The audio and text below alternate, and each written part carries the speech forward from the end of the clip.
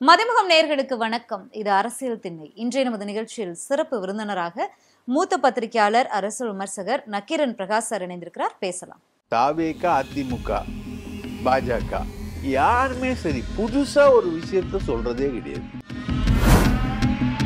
பெண்கள் விஷயத்துல ஸ்கோர் பண்ண கட்சி வந்து திமுக. ஆனா அங்க அதுல எதுலையுமே ஸ்கோர் பண்ணாத கட்சி எதுன்னு பாத்தீங்கன்னா அதிமுக. உங்களுடைய ரீல்களுக்கெல்லாம் வந்து எல்லையே கிடையாது. என்ன வேணா ரீல் விடுவாங்க.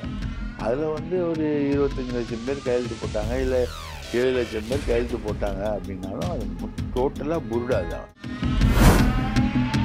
அதிமுக இனிமேல் அதிமுக என்கிற கட்சியாக இருக்காது அப்படின்றதுக்கான அறிகுறிகள் இது.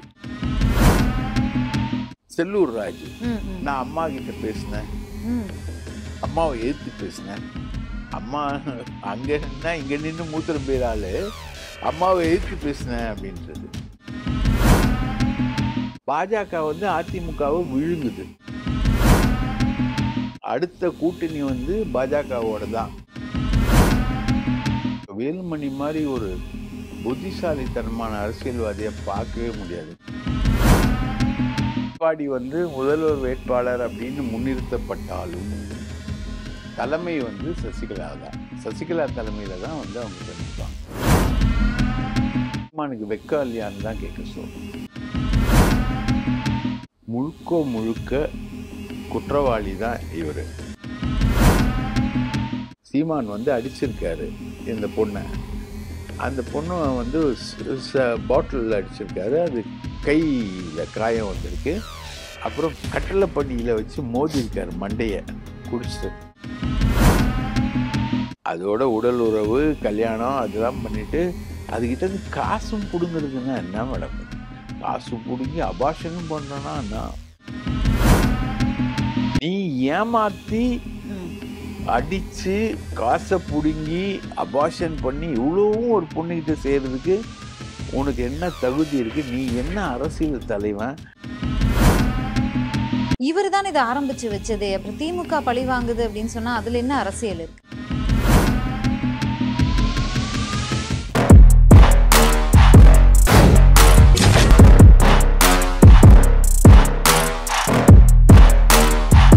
அரசியல் திண்ணை நிகழ்ச்சியில இணைந்தமைக்கு மகிழ்ச்சி சார். தமிழக வெற்றி கழகத்தின் தலைவர் விஜய் வந்து திமுக அரசை மாற்றுவோம் அப்படின்னு ஒரு உறுதிமொழி ஏற்போம் அப்படின்னு சொல்லியிருக்காரு. என்ன அப்படின்னா, நம்ம எல்லாரும் சேர்ந்து தான் வந்து ஓட்டு போட்டு இந்த அரசை செலக்ட் பண்ணோம். பட் மக்களுக்கு, அதாவது குறிப்பா மகளிருக்கு பாதுகாப்பை வழங்குவதில் தவறிடுச்சு இந்த அரசு. அதனால மாற்றம் நடக்கக்கூடியதுதான். ஸோ இந்த அரசை மாற்றுவோம் அப்படின்னு உறுதியேற்போம் அப்படின்னு இன்னைக்கு மகளிர் தின வாழ்த்துக்களை சொல்லியிருக்காரு. திமுக அரசை மாற்றுறதுல உறுதி அப்படின்னு. ஆமா, ஒரு முதல் முறையில திமுகன்ற வார்த்தையை சொல்லியிருக்காரு. ஆமா, அது இது வரைக்கும் சொல்ல. ஆமா, பாயாசம் தான் சொல்லியிருந்தாரு. இப்பதான் பாயாசத்துல இருந்து மாறி திமுக அப்படின்னு அரசியல் பேச வந்திருக்காரு.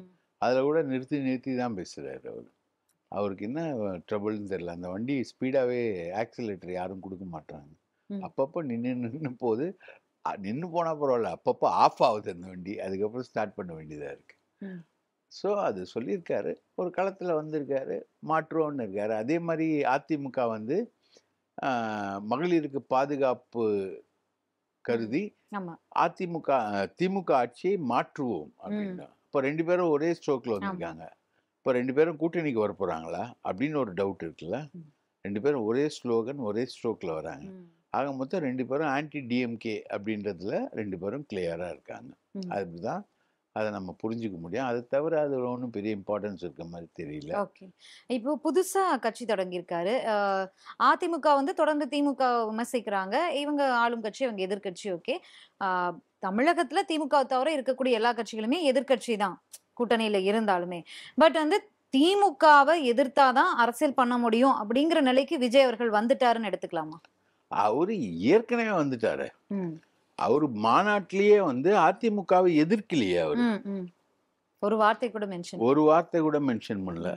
நீங்க மத்தியில பாசிசம்னா இங்க நீங்க என்ன பாயாசமா அப்படின்னு தானே சொன்னாரு. வாரிசு அரசியலை எதிர்த்து பேசினாரு. வாரிசு எல்லாம் வந்து உக்காந்துருக்கீங்க, குடும்ப அரசியலை எதிர்த்து பேசினாரு. இதெல்லாமே ஏற்கனவே அவர் திமுகவை எதிர்த்து பேசின பேச்சுக்கள் தானே. புதுசாலாம் ஒண்ணும் இல்லை. இன்னைக்கு திமுகன்ற வார்த்தையை சொல்லியிருக்காரு, அவ்வளவுதான். முதல் முறையாக திமுக அப்படின்ற ஒரு வார்த்தையை சொல்லியிருக்காரு. இது வரைக்கும் சொல்லல. மாநில அரசியல அப்படி சொல்லிக்கிட்டே வந்தாரு. இப்ப திமுகன்னு சொல்லியிருக்காரு. இது வரைக்கும் ஒரு பொண்ணை மோசமா திட்டிட்டு இன்னைக்கு அந்த பொண்ணு பேர் கல்பனான்னு அர்த்தம். அவ்வளவுதான். வித்தியாசம் ஒண்ணும் இல்லை. ஏற்கனவே திட்டி முடிச்சாச்சாங்க. அவ்வளவுதான். இதுதான் தவிர வேற ஒன்றும் பெரிய புதிதான மாற்றங்கள் எதுவும் இல்லை. இதுல என்ன விஷயம் நம்ம பார்க்கணும்னா, இந்த திமுக, தாவேக, அதிமுக, பாஜக யாருமே சரி புதுசா ஒரு விஷயத்த சொல்றதே கிடையாது. இவங்ககிட்ட புதுமையா ஒண்ணுமே இல்லை. திமுக எதிர்ப்புலயும் பழைய விஷயம்தான். மகளிருக்கு பாதுகாப்பு இல்லை அப்படின்றதுதான். மகளிருக்கு திமுக நல்ல ஸ்கோர் பண்ணியிருக்கு மகளிர் விஷயத்துல. பஸ்ஸா இருக்கட்டும், அந்த கல்லூரி பெண்களுக்கு 1000 ரூபாய் கொடுக்கறதா இருக்கட்டும், அதற்கு பிறகு வரக்கூடிய சலுகைகளா இருக்கட்டும், 1000 ரூபாய் உரிமை தொகையாகட்டும், பெண்கள் மத்தியில முன்னெப்போது இல்லாத அளவுல ஒரு பெரிய ஸ்கோர். திமுகவுக்கு பெண்கள் மத்தியில வீக். எப்பவுமே எம்ஜிஆர் ஒரு பயங்கரமான வீக்னஸ் உருவாக்கிட்டு போயிட்டாரு. பெண்கள் மத்தியில திமுகவுக்கு வீக். அந்த வீக்னஸோடவே தான் திமுக டிராவல் ஆயிட்டு இருந்தது. அதை ஸ்டாலின் அதுக்கு ஸ்ட்ரெயிட் ஆப்போசிட் அண்ட் ஸ்ட்ரெயிட் கான்ட்ரரியா பெண்கள் தான், மெயினா பெண்கள் தான் ஏம் அப்படின்னு போகும்போதுதான் நீங்க நடந்த பை எலெக்ஷன்ல சமீபத்துல போன சட்டமன்ற தேர்தல்ல அது தெரியாது திமுக ஆட்சி வந்தா என்ன செய்யும்னு. பை எலெக்ஷன்ல எல்லாத்துலயும் பெண்கள் ஓட்டு திமுகவுக்கு நிறையவே விழுந்தது. எக்ஸப்ட் ஒரே ஒரு மைனஸ் கள்ளக்குறிச்சி சாராய சாவு. அது ஒரு பெரிய minus. Srimathi issue, Srimathi issue பெண்கள் மத்தியில மைனஸ் ஆகுது. பெண்ணுன்ற ஆங்கிள் பாத்தீங்கன்னா ஸ்ரீமதி, கள்ளச்சாராய சாவு, இந்த ரெண்டும் தான். இந்த ரெண்டும் அந்த கள்ளக்குறிச்சி அந்த மாவட்ட, விழுப்புரம் அந்த மாவட்ட பெல்ட்டுக்குள்ளேயே நின்றுச்சு. அதனால அது பெருசா வெளியில போல. ஆனா ஸ்ரீமதி இஷ்யூ பெரிய அளவுக்கு வெளியில போச்சு. இது ரெண்டு தான் மைனஸ். பாக்கி எல்லா விதத்திலையும் பெண்கள் விஷயத்துல ஸ்கோர் பண்ண கட்சி திமுக.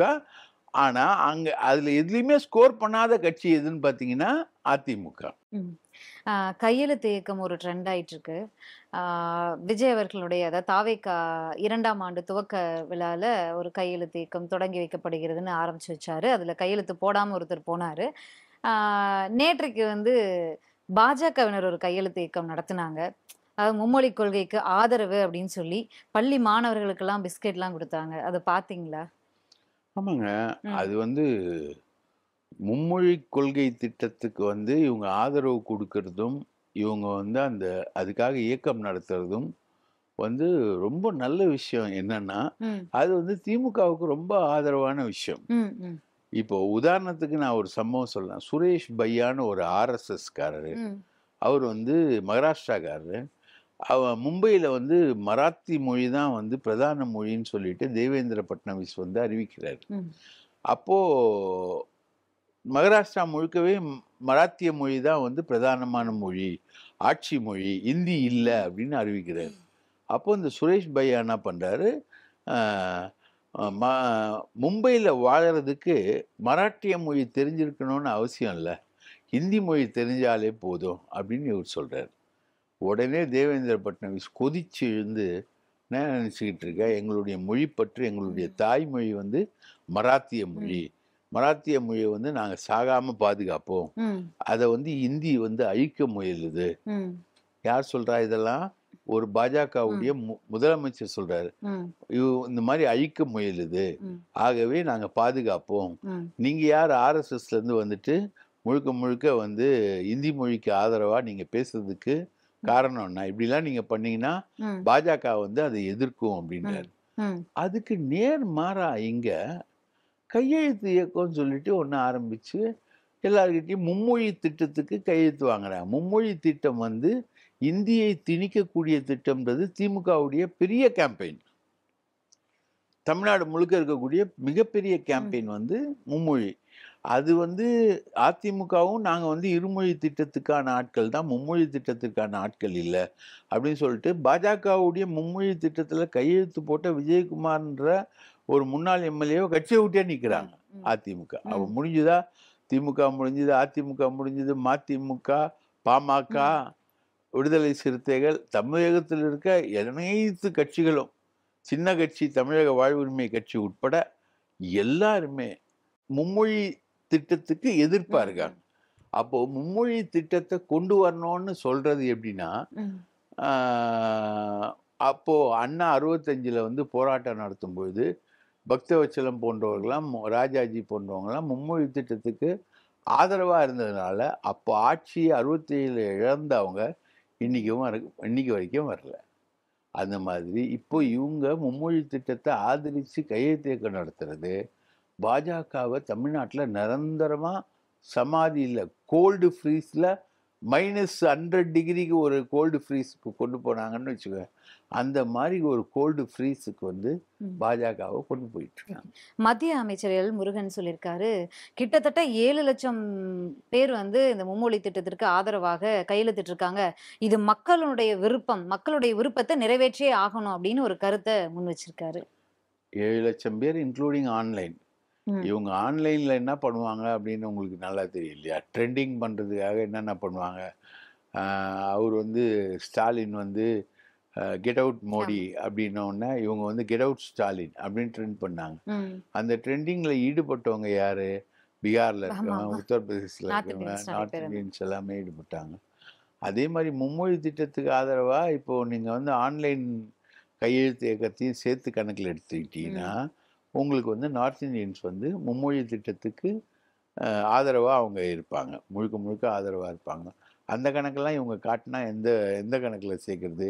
ஏற்கனவே 1,00,00,000 பேர் மெம்பர்ஷிப் சேர்க்கிறேன்னு சொல்லிட்டு, எங்கேருந்தோ இருக்கிறவன்லாம் மிஸ்டு கால்ல குடுத்தான், மிஸ்டு ம். கால்ல குடுத்தான், மிஸ்டு கால் குடுத்தா மெம்பர்ஷிப்ன்னு சொல்லிட்டு அது ஒரு ட்ராக் போயிருந்தது. ம். ஸோ இவங்களுடைய ரீல்களுக்கெல்லாம் வந்து எல்லையே கிடையாது. இவங்க என்ன வேணா ரீல் விடுவாங்க. ம். அதுல வந்து ஒரு 25,00,000 பேர் கையெழுத்து போட்டாங்க. இல்ல 7,00,000 பேர் கையெழுத்து போட்டாங்க அப்படின்னாலும், அது டோட்டலா புருடா தான். ஆந்திரா முதலமைச்சர் சந்திரபாபு நாயுடுவும் வந்து குடும்ப கட்டுப்பாட்ட வந்து ஊக்குவித்து நான் தவறு பண்ணிட்டேன் அப்படின்னு ஒரு ஸ்டேட்மெண்ட் வந்து ஒரு 2 தினங்களுக்கு முன்பாக குடுத்திருக்காரு. யாரெல்லாம் இவங்களுக்கு ஆதரவா இருந்தாங்களோ, அவங்கலாம் இன்னைக்கு வெளியில வந்து இவங்களுடைய ஒவ்வொரு திட்டம், ஒவ்வொரு மசோதா வரும்போது, அவங்கலாம் இன்னைக்கு வந்து அவங்க வெளியில வந்து கருத்துக்கள சொல்லும்போது, பாஜகவிற்கு எதிராக இது திரும்புமா? இல்ல சரி கட்டி கொண்டு போயிருவாங்களா? அதாவது தொகுதி மறுசீரமைப்பு அப்படின்ற விஷயத்துல வந்து தென் மாநிலங்கள் வந்து ரொம்ப பெரிய அளவுக்கு பாதிக்கப்படுது. அந்த தொகுதி மறுசீரமைப்புன்றது வந்து வட மாநிலங்கள்ல கொஞ்சம் பூஸ்ட் பண்ணி விடுறதுக்கான ஒரு விஷயம். ம், ம், ம். எப்படி எங்கேயோ பொறந்த ஆ கில்கிறிஸ்ட் அப்படின்றவரு கண்டுபிடிச்ச ஒரு மொழி இந்தி. ம். 1800கள்ல கில்கிறிஸ்ட்ன்ற இங்கிலீஷ்காரன் கண்டுபிடிச்ச மொழி தான் ஹிந்தி. ம். அதோட தகப்பனார் யாருன்னா சமஸ்கிருதம். சமஸ்கிருதமும், உருதும். தாய் வந்து சமஸ்கிருதம், தந்தை வந்து உருது. இந்த 2ம் கலந்து பேசப்பட்ட மொழி தான் அது. ம். இந்துஸ்தானின்ற மாரி ஒரு மொழியா இருந்தா, அத ஹிந்தியா கில்கிறிஸ்ட்டா ம். மாத்துறாரு. ம். ஸோ இந்த மொழிய வந்து ப்ரமோட் பண்ணி கொண்டு வந்து பெருசா நிக்க வச்சு, எல்லாமே பண்ணி அந்த மொழிய ப்ரமோட் பண்றவங்க எப்படி தோல்வி அடையறாங்களோ, ம். அதே மாரி இது வந்து தொகுதி மறுசீரமைப்பு அப்படின்றது வந்து தேவையில்லாத ஒரு ம். சப்ஜெக்ட். அந்த தொகுதி மறுசீரமைப்ப வந்து பல விதங்கள்ல வந்து பண்ணலாம். அது வந்து பாப்புலேஷன் அடிப்படையில ம். பண்ணலாம். பாப்புலேஷன்ல பண்ணா கூட இன்னைக்கு இருக்கக்கூடிய அரசியல் ரீதியான விஷயங்கள் எதுவும் பாதிக்காத அளவுக்கு கூட அத கொண்டு ம். வரலான்றதுக்கான பல எக்ஸாம்பிள்ஸ் இருக்கு. இவங்க வந்து பொத்தாம் பொதுவா மேலேருந்து உத்தரவு போட்டா எல்லாரும் அப்படிதான் இருக்கணும் அப்படின்ற மாரி தான். முன்னாடி சொல்லுவாங்க இல்லையா? கொரோனா ஒழியணும்னா எல்லாரும் வீட்ல தட்டெடுத்து டங்கு டங்கு டங்கு டங்கு டங்குன்னு அடிங்கன்னு. அது மாதிரி எதனா ஒரு உத்தரவு போட்டு கொண்டு வராங்க. ஸோ இதுல வந்து ரொம்ப மோசமா பாதிக்கப்படுறது தென் மாநிலங்கள் தான். இவங்க வந்து ம். குடும்ப கட்டுப்பாட்ட பெரிய அளவுக்கு கடைபிடித்த மாநிலங்கள். ஏன்னா நம்ம வந்து பல பஞ்சங்கள் அனுபவிச்சிருக்கோம். ம். தமிழகம் உட்பட பலர் வந்து பஞ்சங்கள். கணவனும் மனைவியும் தாது வருஷ பஞ்சத்துல ஒருத்தர ஒருத்தர் பார்த்துக்கிட்டே செத்து போவாங்களாம். சாப்பாடு இல்லாம. ம். அந்த மாரி பஞ்சங்கள அனுபவிச்சோம். அப்போ வந்து மக்கள் பேர் வந்து ரொம்ப மோசமா இருந்தது. அதே மாரி அந்த காலகட்டங்கள்ல வந்து எல்லாரும் சொல்லுவாங்க, நெறைய நாட்கள் வாழ்ந்தாங்கன்னு. நிறைய நாட்கள்லாம் வாழலை யாரும். 45, 50 வயசுலயே ம். நிறைய பேர் இறந்த வரலாறு தான் நமக்கு இருக்கு. ம். அந்த ஆவரேஜ் டெத் ரேட் வந்து பழைய காலங்கள்ல ரொம்ப அதிகமா இருந்திருக்கு. ஸோ, அப்போத்துலேருந்து நம்ம வந்து ரொம்ப கேர்ஃபுல்லா நம்ம ஃபேமிலீஸ வந்து கொண்டு போனோம். நாம் இருவர், நமக்கிருவர், நாம் இருவர், நமக்கு ஒருவர் வரைக்கும் அவங்க நம்ம கொண்டு ம். போயிட்டு, அந்த ஃபேமிலி பிளானிங்க பெர்ஃபெக்ட்டா பண்ணோம். ஹிந்திய கொண்டு வந்தாங்க, நம்ம ஏத்துக்கல. ம். ஃபேமிலி பிளானிங் கொண்டு வந்தாங்க, ஏத்துக்கிட்டோம். ம். சக்சஸ்ஃபுல்லா அத நம்ம ம். இம்ப்ளிமெண்ட் பண்ணோம். ஏன்னா நல்ல விஷயம். ம். நம்மளோட அனுபவமும் அந்த மாரி இருந்தது. அதுதான் இப்போ சந்திரபாபு நாயுடு சொல்றாரு. நாங்க வந்து ஃபேமிலி பிளானிங்க வந்து பெரிய அளவுக்கு கொண்டு போனது தப்பு. ம். அதனால இன்னைக்கு வந்து தொகுதிகள் குறைக்கக்கூடிய ம். சூழல் என்பது இன்னைக்கு வந்திருக்கு. ம். இத நாங்க வந்து மறுபரிசீலனை செய்வோம். ம். அப்படின்றதோட பாஜகவோட இந்த வீண் முயற்சி, ம். இவங்களது எல்லாமே வீண் தான். அந்த காலத்துல கொண்டு வரப்பட்ட சமஸ்கிருதம் தானே. ம். அத வச்சு தானே இவங்க சொல்லுவாங்க. வேதங்கள்லயும் பகவத்கீதையை தானே அவங்க சொல்றாங்க. மயா வர்ணம் சதுர்வர்ணம் மாயா சிஷ்டம். ம். அந்த மாதிரி தானே இவங்க கொண்டு வராங்க. ஜாதிய ம். வர்ணாசிரம முறைகளையும் அப்படிதானே கொண்டு வராங்க. ஸோ இவங்களது எல்லாமே அப்படிதான் வரும். ம். அத வந்து ஏத்துக்கவே மாட்டாங்க ம். இவங்க. பெரிய அளவுக்கு ஏத்துக்க மாட்டாங்க. ஆளுநர் அவர்கள் சமீபத்துல கொஞ்ச நாட்கள் அமைதியா இருந்தாரு. அப்புறம் சமீபத்துல தொடர்ந்து மறுபடியும் கருத்துக்கள சொல்ல ஆரம்பிச்சுட்டாரு. அரசு பள்ளி மாணவர்கள் என்ன படிக்கணும் அப்படின்னு, ஒரு மாணவன் என்ன படிக்கணும் அப்படின்னு அவன் தான் முடிவு பண்ணணும். முதலமைச்சர் யாரு முடிவு பண்றதுக்கு? அப்படின்னு ஒரு கருத்த வந்து பேசியிருந்தாரு. அரசு பள்ளி மாணவர்கள் மும்மொழி கற்கக்கூடாதுன்னு இவர் யாரு முடிவு பண்றதுக்கு அப்படின்னு ஒரு கருத்த சொல்லியிருந்தாரு. மீண்டும் அவருடைய பணிய ஆரம்பிச்சுட்டாரு அப்படிங்கிற மாரி விமர்சனங்கள் எழுந்திருக்கு. அவர் பணிய ஆரம்பிச்சு தாங்க ஆரம்பிப்பாரு. அவர் ம். அதுக்கான ஒரு அசைன்மெண்ட் தான் அவருக்கு இருக்கு. அந்த ஒர்க்க தான் அவர் செய்வாரு. ஒரு பையன் வந்து தான் படிக்கிற கல்வி எதுன்றத வந்து ம். தீர்மானிக்கிறதுக்குன்னு ஒரு ஸ்டேஜ் இருக்கு. நீங்க வந்து எந்த ஸ்டேஜ்ல வந்து நீங்க என்ன படிக்கணுன்றத தீர்மானிக்கணும் அப்படின்னா, +2 10த் ம். முடிச்சுட்டு +2 போகும்போது தான் அவன் ஹிஸ்டரி குரூப்பா, ம். சயன்ஸ் குரூப்பா, என்ன குரூப்னு அந்த 2 சாய்ஸ் வரும். அதுக்கப்புறம் டிகிரி போகும்போது தான் இன்னும் வைடரா சான்ஸ் வரும். ம். ஹிஸ்டரி படிக்கிறானா, இங்கிலீஷ் படிக்கிறானா, கெமிஸ்ட்ரி படிக்கிறானா, ம். பயாலஜி படிக்கிறானா, இல்ல எம்பிபிஎஸ் போறானா, இல்ல பிஇ போறானா, ம். இதெல்லாம் வந்து சாய்ஸ் வந்து +2 முடிக்கும்போது தான். அப்போ அவனுக்கு 16, 18 வயசாயிடும். ம். அப்பதான் ஒரு மாணவன் வந்து என்ன படிக்கிறான்றத ஒரு சாய்ஸ்க்கு முடியுமே தவிர, அதுக்கு முன்னாடியே வந்து அவன் அந்த சாய்ஸ்க்கு முடியாது. அப்போ அதுக்கு முன்னாடியே வந்து அவன் அப்படி பார்த்தா பொறந்த குழந்தை கூட அது என்ன சாப்பிடணுன்றத பொறந்த குழந்தை தீர்மானிக்குமா? இல்ல. அம்மா தானே ஊட்டணும். ம். அதுதானே ஒரு அரசோட ரோல் வந்து அம்மாவோட ரோல் தானே. எத வந்து பசங்களுக்கு குடுக்கணும், எத ஊட்டணும், எப்படி பண்ணணும் அப்படின்றது ஒரு அம்மாவோட ரோல் தானே. இத வந்து மா மாணவர்கள் தீர்மானிப்பார்கள்னா, அந்த குழந்தை தீர்மானிக்குமா என்ன சாப்பிடணுன்றத? அதுக்கு புடிச்சது ஃபுல்லா சாக்லேட்டு, இனிப்பு வகைகளா சாப்பிடும். அம்மா தானே அடிச்சு, அடிச்சு முட்டை சாப்பிடு, சாப்பாடு சாப்பிடுன்னு ஊட்டுறது வந்து அம்மா தானே. அப்ப அம்மாவோட ரோல் யாரு? மாநில அரசு கிட்ட. மாநில அரசாங்கத்துக்கும், மத்திய அரசாங்கத்துக்கும் அந்த ரோல் என்பது இருக்கு. கல்வி ஏன்னா பொதுப்பட்டியல்ல இருக்கிறதுனால 2 பேருக்கும் அந்த ரோல் இருக்கு.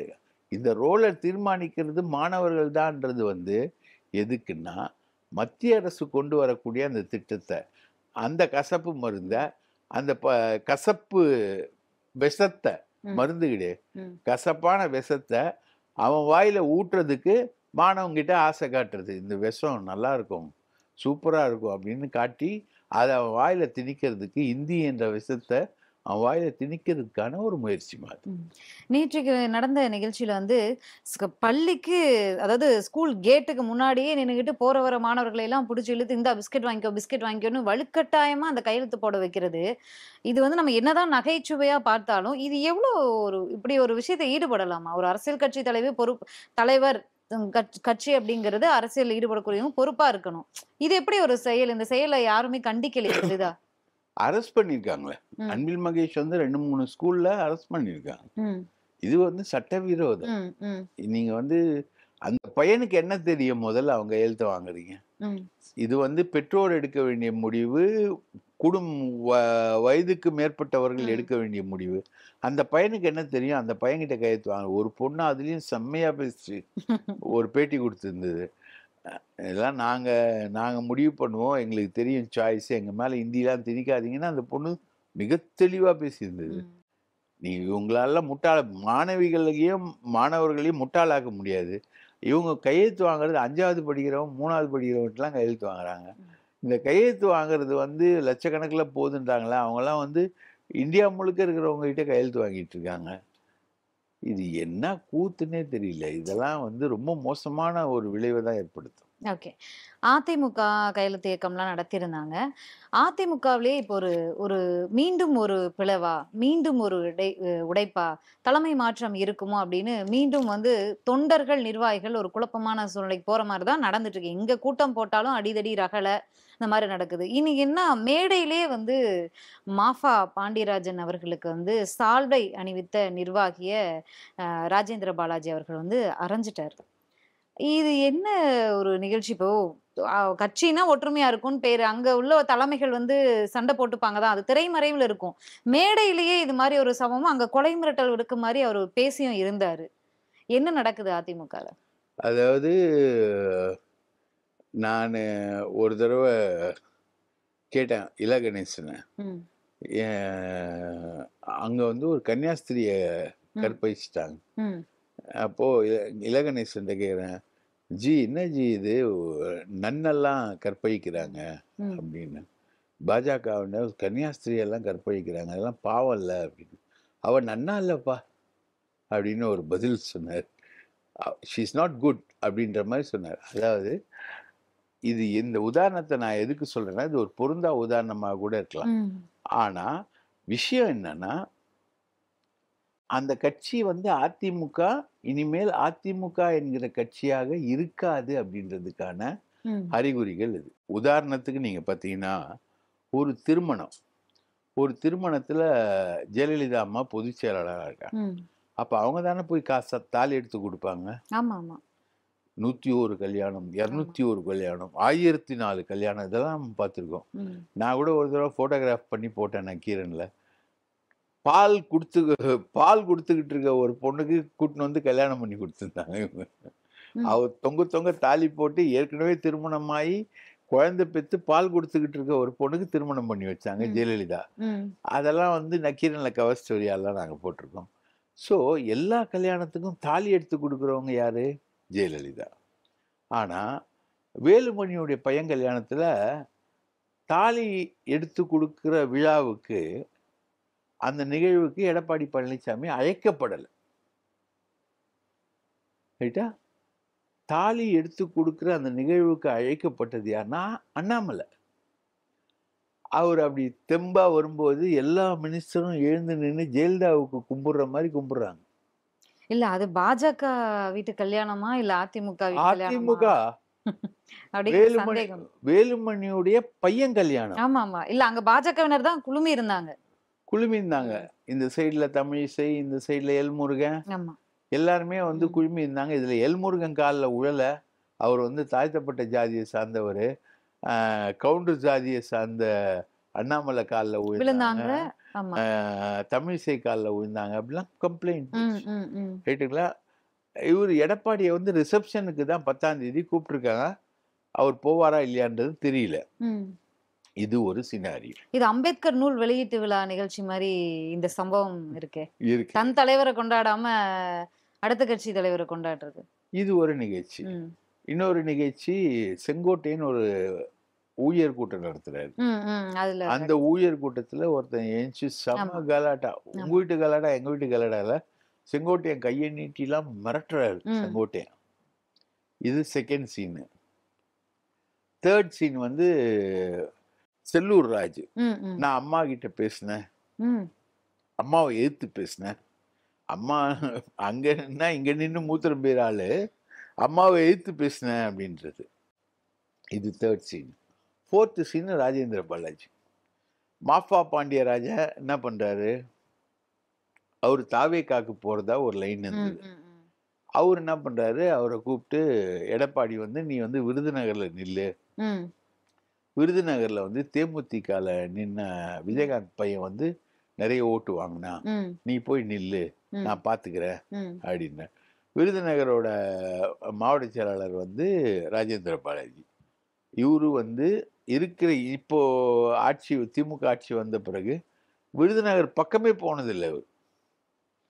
அப்போ வெறும் எங்கேருந்தோ வந்துட்டு வந்து நீ ஓட்டு மட்டும் கேட்க வந்துருவியா, எம்எல்ஏ சீட்டு மட்டும் கேட்க வந்துருவியா அப்படின்றது ராஜேந்திர பாலாஜிக்கு இருக்கக்கூடிய கோவம். அவர் ம். வந்து ஒருத்தன் சால்வை போடுறான், சால்வையே போட்டு செம்ம அடி அடிக்கிறாரு. ம்.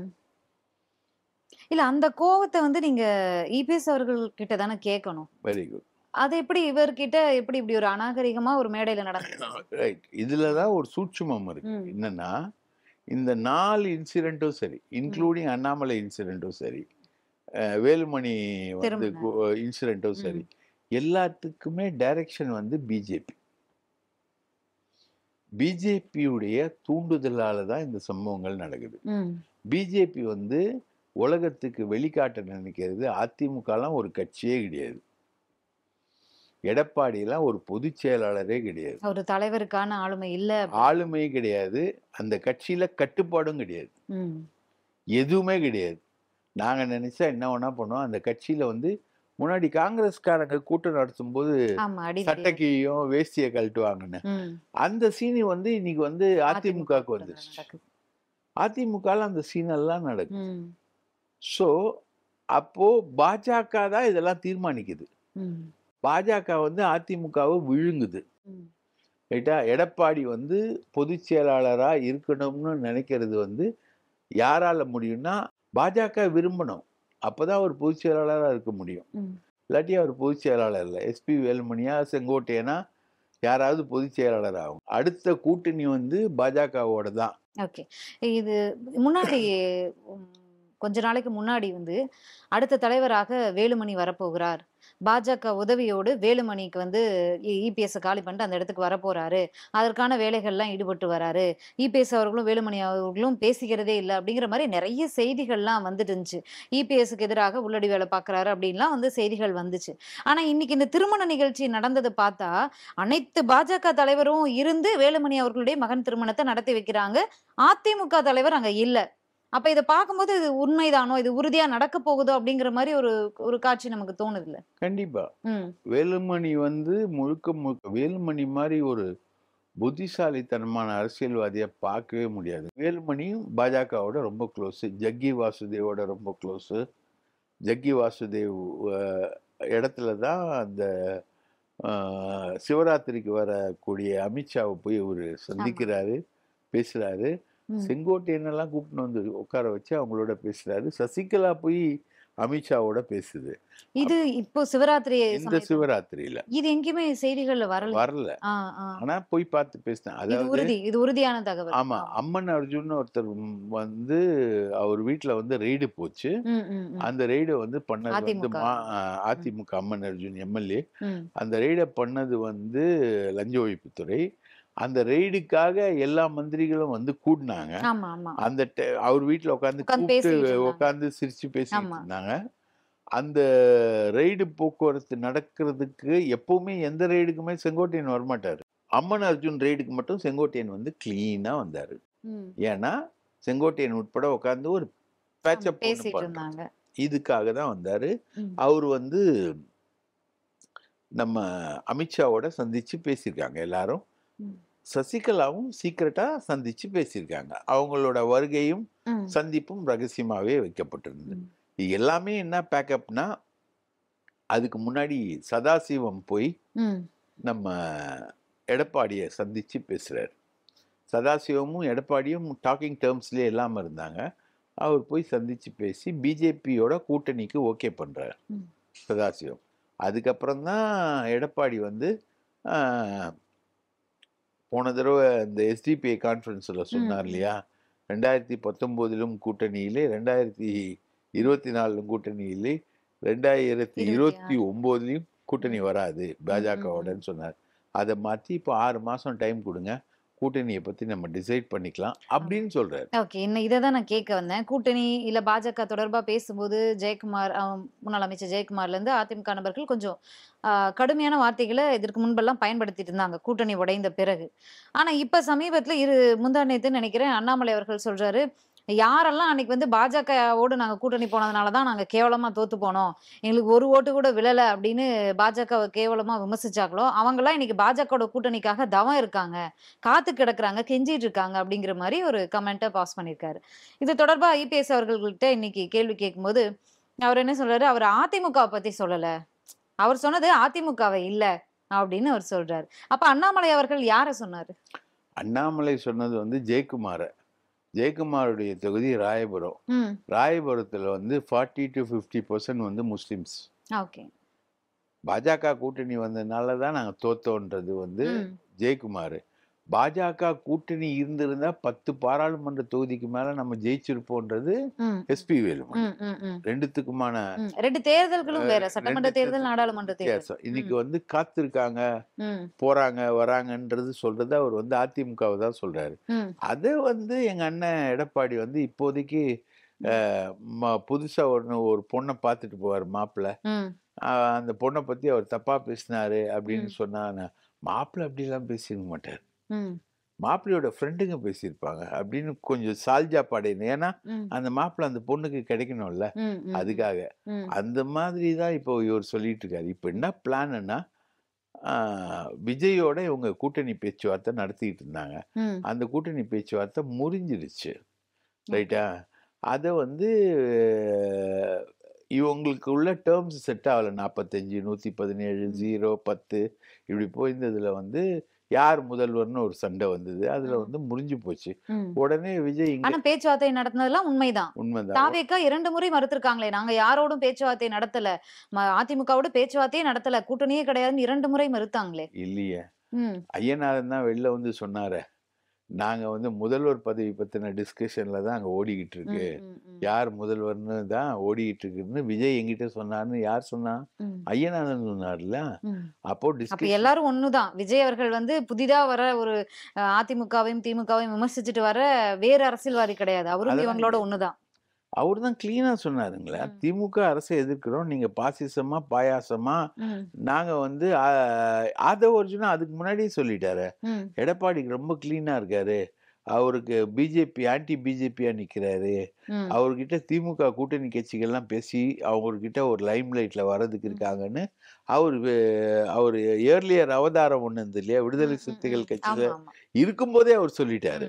ஆனா இன்னைக்கு சொல்றாரு 45 சீட்டுக்காகலாம் நாங்க போய் யார்ட்டையும் நிக்க வேண்டியது இல்ல அப்படின்னு. அது வந்து முறிஞ்ச அப்புறம் விஜய் போன் பண்ணி பிரசாந்த் கிஷோர் கிட்ட சொல்லி, பிரசாந்த் கிஷோர் வந்து தந்தி டிவியை கூப்பிட்டு ஒரு இன்டர்வியூவே கொடுக்குறாரு. ஆமா, ரைட்டா? இது வந்து விஜயோட இன்ஸ்ட்ரக்ஷன் இல்லாம நடக்காது, தனித்து போட்டின்னு ஒரு அறிவிப்பு அதெல்லாம் பண்ணிக்கிட்டு. ஆனா அந்த அறிவிப்பை உடனடியா மறுத்தாங்களே, எங்க ஆதரவாளர்னு சொல்லிட்டு டிவியில உட்காந்து பேசுறவங்களுடைய கருத்தெல்லாம் எங்களுடைய கருத்து ஆகாது அப்படின்னு புசி ஆனந்த் அவர்கள் ஒரு அறிக்கையை கொடுத்தாரு. ஆதரவாளர்கள்னு பேசுறது செய்தி தொடர்பாளர்கள் இஷ்யூவை தவிர இது கொடுத்தது பேட்டி. செய்தி தொடர்பாளர்கள் வந்து இப்ப பிரவீன் காந்த்னு ஒருத்தர் உட்காந்து பயங்கரமா பேசுவாரு விஜய்க்கு ஆதரவா, விஜய் நினைக்காதெல்லாம் பேசுவாரு. அதெல்லாம் வந்து ஆதரவாளர்கள்னு பேசுறது வேற, செய்தி தொடர்பாளர்கள் பேசுறது வேற, அது ஒரு நான் இஷ்யூ. அது ஆக்சுவலா பிரசாந்த் கிஷோர் சொன்னது வந்து விஜயோட கருத்து தான், நாங்கள் தனித்து போட்டி அப்படின்றது பிரசாந்த் கிஷோர் வந்து சொன்ன விதம் எல்லாமே வந்து விஜயோட கருத்துக்கள் தான். அதிமுக இந்த தேர்தலை 2026 தேர்தலை எப்படி சந்திப்பாங்க? அதிமுக தலைமை எடப்பாடி அவர்கள் தான் இருப்பாரா? இது ஒரே ஒரு கேள்வி மட்டும். எடப்பாடி அவர் இருக்கணும்னா அவர் வந்து பிஜேபி சொல்றதை கேட்கணும், கேட்கலன்னா எடப்பாடியை தூக்கி போட்டுருவாங்க. கண்டிப்பா நிச்சயமா வந்து எனக்கு தெரிஞ்சு எடப்பாடியோட சந்திக்க மாட்டாங்க. தலைமை வந்து இந்த தேர்தலை சந்திக்கிற தலைமை என்பது சசிகலாவா தான் இருக்கும். எடப்பாடி வந்து முதல்வர் வேட்பாளர் அப்படின்னு முன்னிறுத்தப்பட்டாலும் தலைமை வந்து சசிகலா தான். சசிகலா தலைமையில தான் வந்து அவங்க சந்திப்பாங்க. இந்த கூட்டணி பாஜக அதிமுக தேமுதிக பாமக அவ்வளவுதான் கூட்டணி. மகளிர் தினத்துக்கு நிறைய அரசியல் கட்சி தலைவர்கள் வந்து வாழ்த்துக்களை சொல்லியிருக்காங்க. அதே போல பெண்களை போற்றுவோம், பெருமை மிக்க நாடாக மாற்றுவோம், பாலின சமத்துவத்தை நிலைநாட்டவும், பெண்களுக்குரிய உரிமைகளை பெற்றுத்தரவும் நாத்தாக்க சமரசமின்றி சமர் செய்யும், ஒவ்வொரு நாளும் மகளிர் தின நாள் தான் என கொள்வோம் அப்படின்னு நாம் தமிழர் கட்சியின் தலைமை ஒருங்கிணைப்பாளர் சீமான் வாழ்த்துக்களை பதிவு பண்ணியிருக்காரு. உங்களுடைய கருத்து? சாத்தான் வந்து வேதம் ஓதுது. பெண்களை வந்து பாலியல் ரீதியாக அவர்களுக்கான சமத்துவத்தை கொடுக்குறேன் அப்படின்னு சொல்றவர் தான் தன்னோட பழகின ஒரு பெண்ணை வந்து அப்படின்ற ஒரு டைட்டில் கொடுக்குறாரு. அதை எதிர்த்து கேள்வி கேட்ட கம்யூனிஸ்ட் தோழர்களை வந்து ரொம்ப கேவலமாக பேசுகிறாரு. அதாவது ஒருத்தன் தவறு பண்ணலாம், அந்த தவறுலேருந்து ரெக்டிஃபிகேஷனுக்கு போகிறது தான் வந்து அரசியல். இது வரைக்கும் பல தவறுகள்லேருந்து ரெக்டிஃபிகேஷனுக்கு பலர் வந்து பல சூழல்களில் போயிருக்காங்க. பாஜகவோட கூட்டணி வைத்த ஜெயலலிதா வந்து இனிமேல் நான் அந்த தவறை செய்ய மாட்டேன் அப்படின்னு சொல்லிட்டு விளக்கம் கொடுத்து ரெக்டிஃபிகேஷனுக்கு வந்திருக்காங்க. அந்த மாதிரி நிறைய பேர் வந்து நிறைய தவறுகளை வந்து ரெக்டிஃபிகேஷனுக்கு போயிருக்காங்க. இப்போ சிபிஎம் வந்து பல சந்தர்ப்பங்களில் பல தவறுகளை வந்து செஞ்சுருக்காங்க. அவங்க அதுக்கான ரெக்டிஃபிகேஷனாக ஆல் இண்டியா லெவலில் போயிருக்காங்க. ரைட்டுங்களா? ஆனால் இப்போது ஒரு தவறு சீமான் வந்து முழுக்க முழுக்க பெண்களுக்கு எதிராக செஞ்சுட்டு பெண்கள் மகளிர் தின விழாவில் வந்து பெண்களுக்கு ஆதரவாக வந்து அந்த பதிவை போடுறதுன்றது என்னை கேட்டு சீமானுக்கு வெக்கம் இல்லையான்னு தான் கேட்க சொல்லுது. சீமான் அவர்களுக்கு ஆதரவாக நிற்பதும் பெண்கள் தானே. பெண்கள் புடைசூழ தானே அவர் இந்த வழக்குக்கும் வராரு. பிறகு செய்தியாளர் சந்திப்பில இந்த பேச்சு என்னைக்கு ஆரம்பிச்சதோ, இந்த வழக்கு விசாரணை ஆஜராக சொல்லி என்னைக்கு ஆரம்பிச்சதோ அன்னையிலேருந்து பெண்கள் புடைசூழ தானே அவர் வராரு. அரசியலில் பெண்களோட ரோல் வந்து ரொம்ப வித்தியாசமான ரோல்மா. அதுக்குள்ள நான் வந்து அதுக்குள்ள அந்த சுய ஒழுக்கங்களுக்குள்ள அந்த விஷயங்களுக்குள்ளலாம் நம்ம வந்து போக விரும்பலை. ரைட்டா? இப்போ வித்யாராணின்னு ஒரு அம்மா, வீரப்பனோட பொண்ணு, அவங்கள வந்து முன்னிறுத்தி இவங்க கொண்டு வராங்க. அந்த அம்மாவுக்கு வந்து தர்மபுரியிலேருந்து இங்கே வர்றதுக்கு தனி ஃப்ளைட் டிக்கெட்லாம் போட்டு கொண்டு வந்து அவங்கள கொண்டு வந்து இவர் போலீஸ் ஸ்டேஷனில் ஆஜராகும்போது நிற்க வைக்கிறாங்க.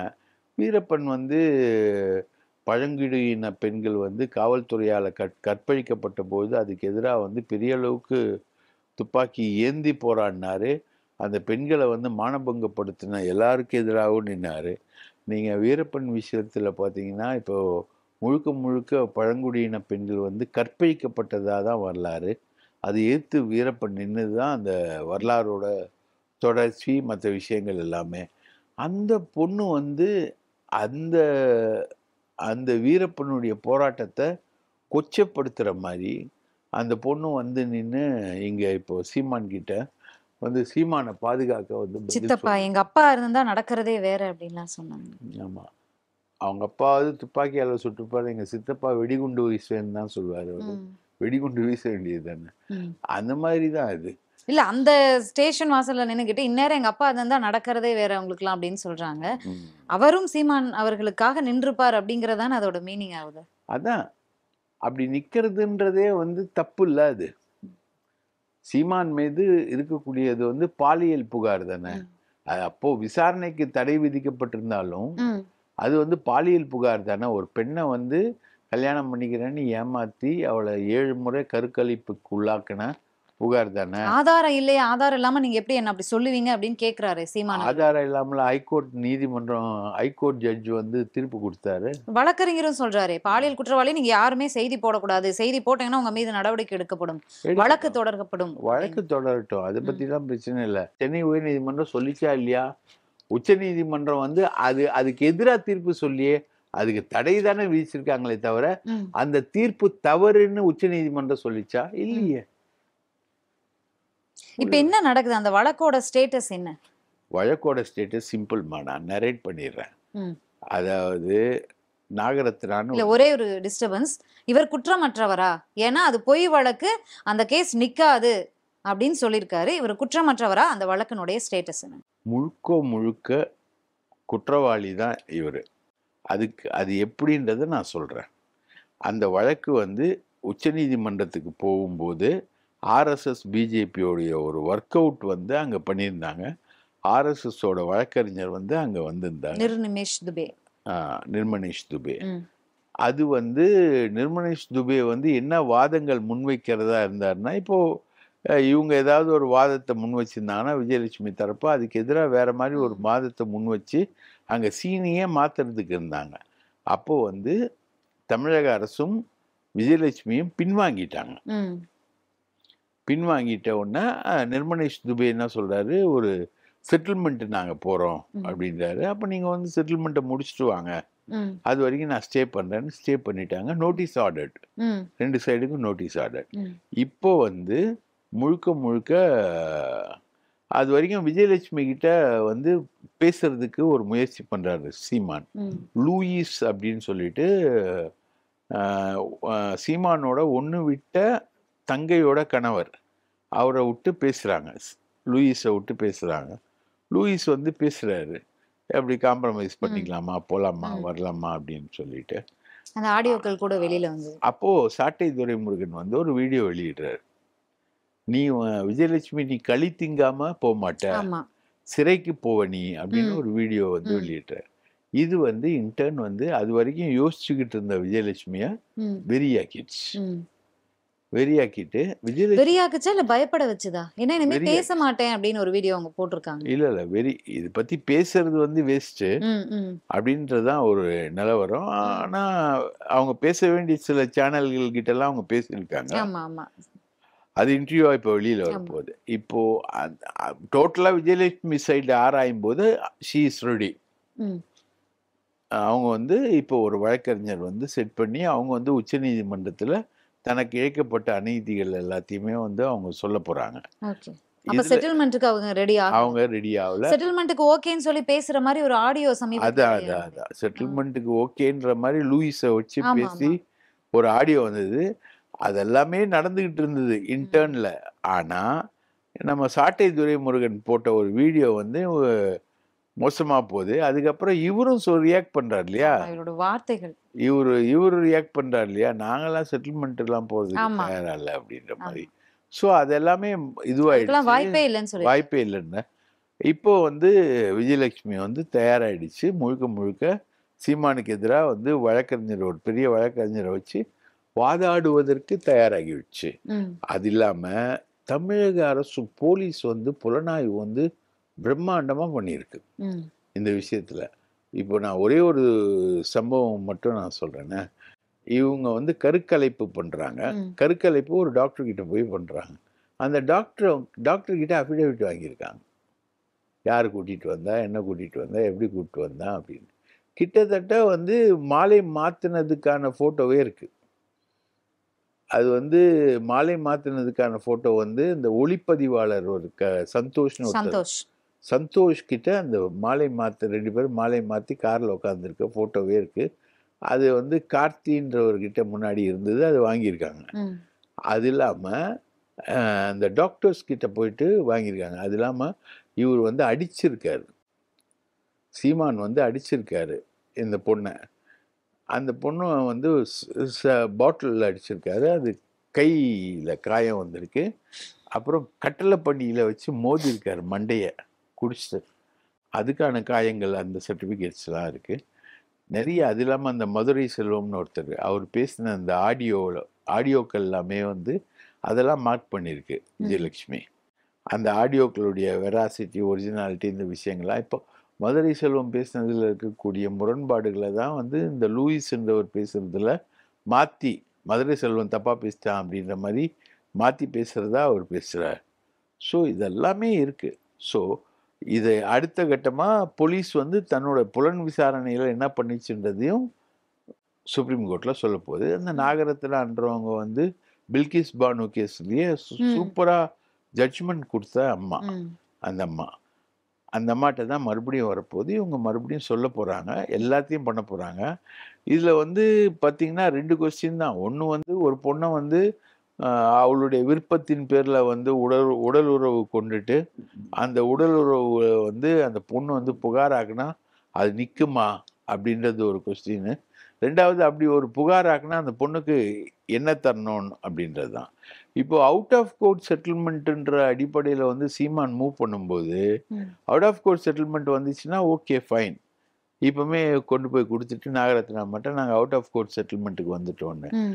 ஆனால் இப்போ என்ன பொசிஷனுக்கு விஜயலட்சுமி வந்துச்சுன்னா, ம். நான் அவுட் ஆஃப் கோர்ட் செட்டில்மெண்ட்டுக்கு வரமாட்டேன், ஓ. சீமான் குற்றவாளின்றதை நான் நிரூபிப்பேன். அதுக்கப்புறம் கோர்ட்டில் என்ன செட்டில்மெண்ட் கொடுக்குறாங்களோ அந்த செட்டில்மெண்ட்டை கோர்ட் செட்டில்மெண்ட்டாக நான் வாங்கிக்கிறேன் அப்படின்ற பொசிஷனுக்கு அவங்க வந்து அதுல உறுதியா இருக்காங்களா? உறுதியா இருக்காங்க. ஆனா அதனால சீமான் தப்புவது கடினம். சமரச பேச்சுவார்த்தைக்கே வாய்ப்பில்லை, இந்த கேஸே நிக்காது அப்படின்னு அவ்வளவு ஸ்ட்ராங்கா சொல்லியிருக்காரு.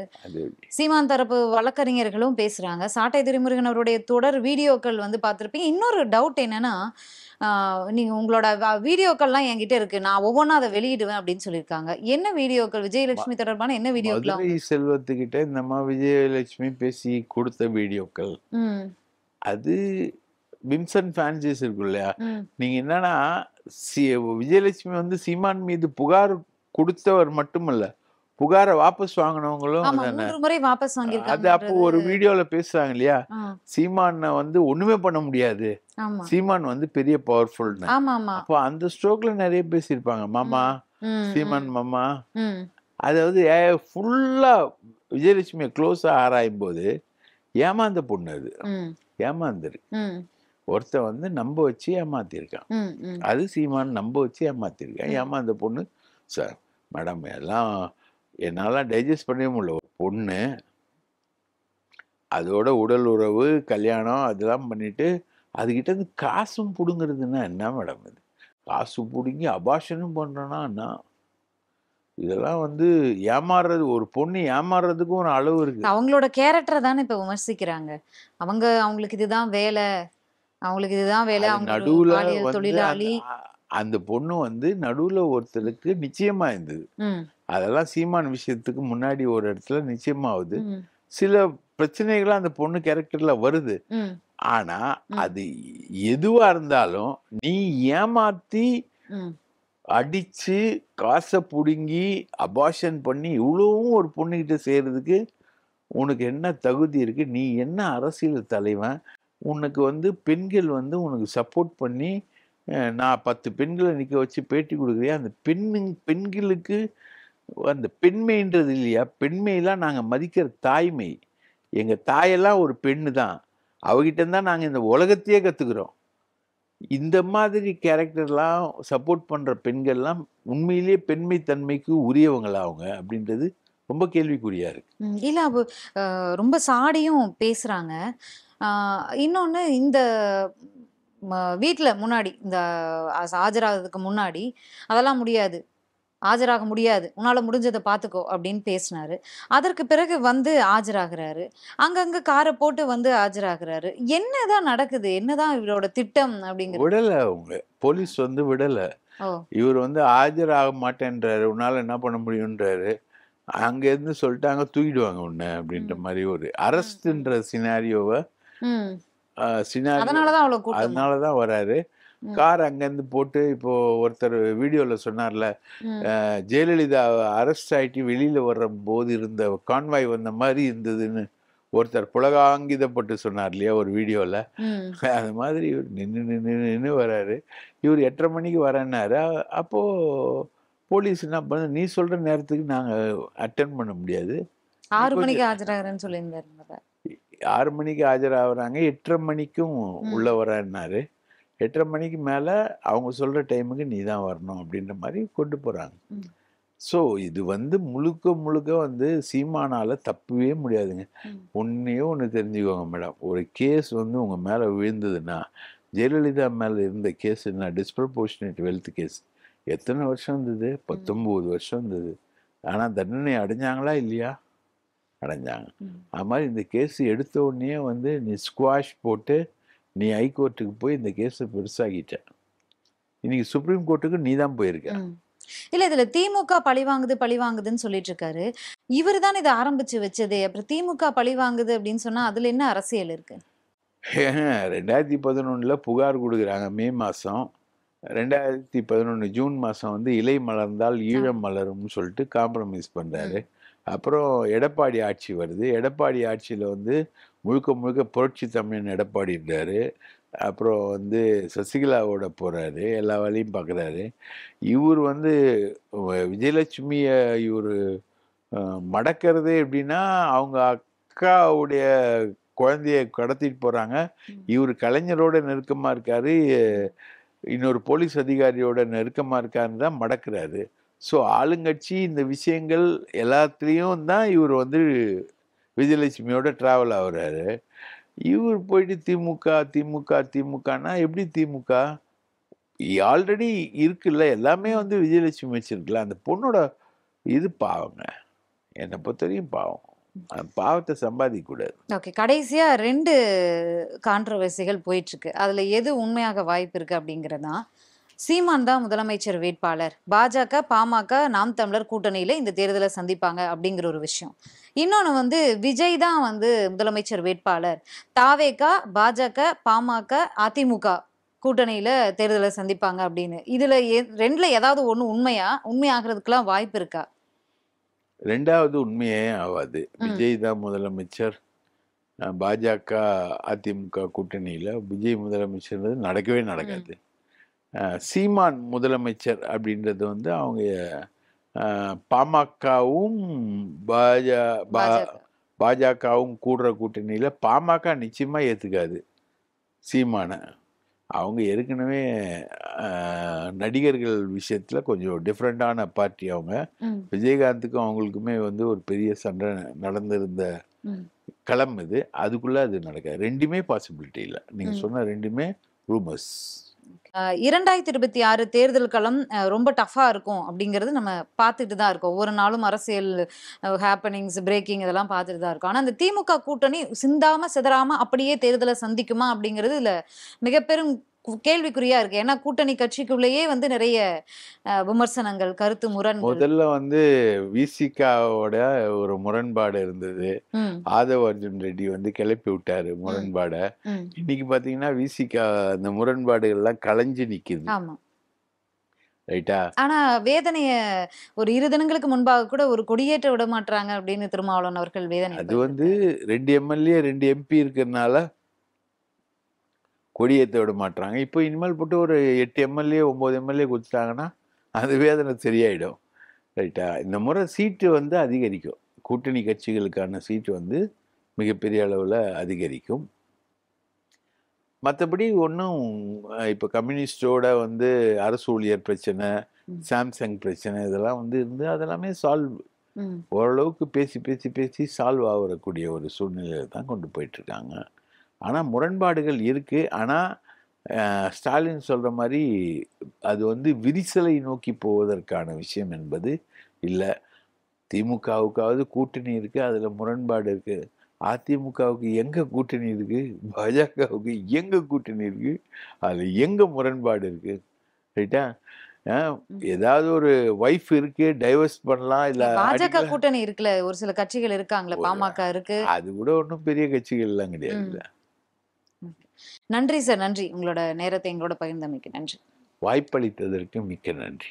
இன்றைய நமது அரசியல் திணை நிகழ்ச்சியில சிறப்பு விருந்தினராக இணைந்திருந்த நக்கீரன் பிரகாஷ் அவர்கிட்ட பல கேள்விகளை வச்சிருந்தோம், விளக்கமான பதில்களை கொடுத்திருந்தாரு. மீண்டும் இன்னொரு சிறப்பு விருந்தினரோடு சந்திக்கலாம். நன்றி.